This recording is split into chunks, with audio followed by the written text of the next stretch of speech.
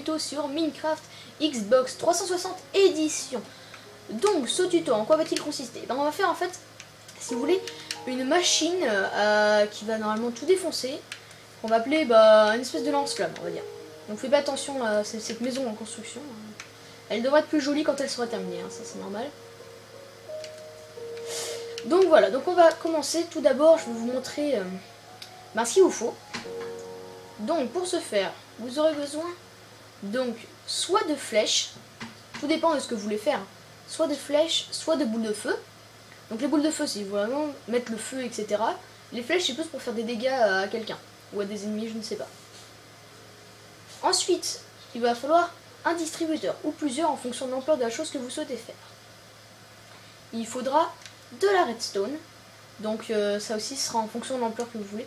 En fait, si vous voulez l'ampleur de la chose que vous souhaitez faire, et bien, ce sera en fonction du nombre de distributeurs que vous utiliserez.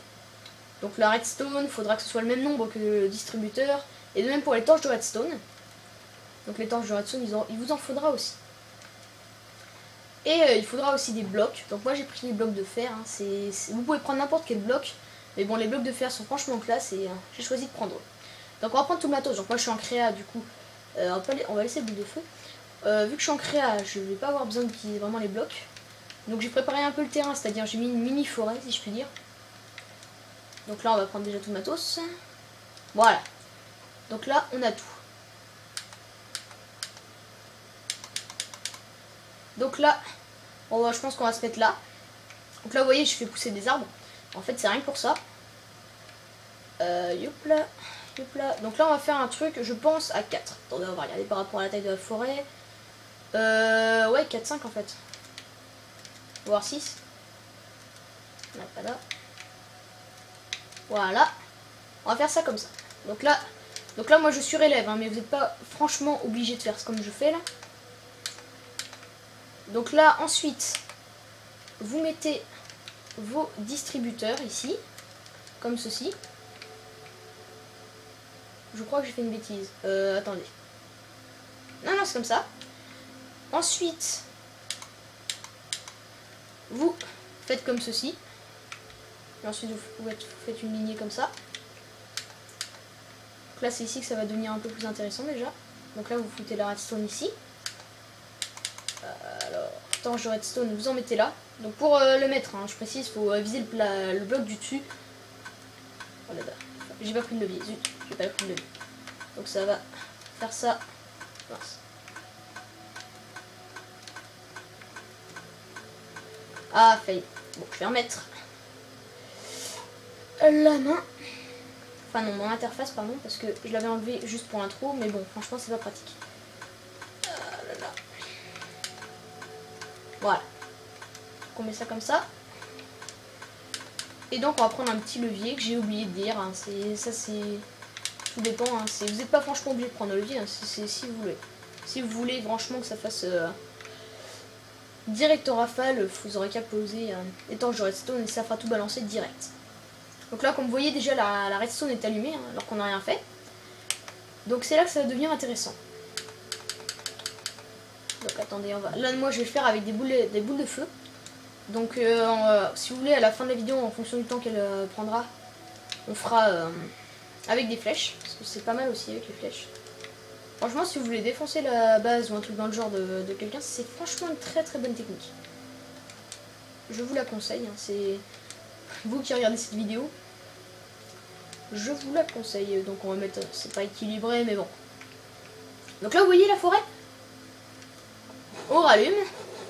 Donc voilà notre lance-flamme.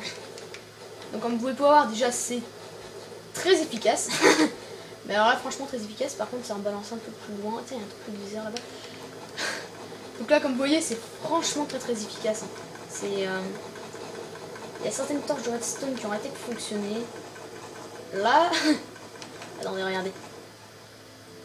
Là déjà ici vous voyez ça a foutu le feu jusqu'ici. Je crois même que ça a foutu le feu un peu plus loin. Non, j'ai rien dit. Si, regardez. Regarde, ça fout le feu jusqu'ici. Là, il y a une boule de feu qui vient de disparaître momentanément. Pour aucune raison particulière. Si ce n'est qu'elle est partie trop loin. Donc là, regardez-moi ça.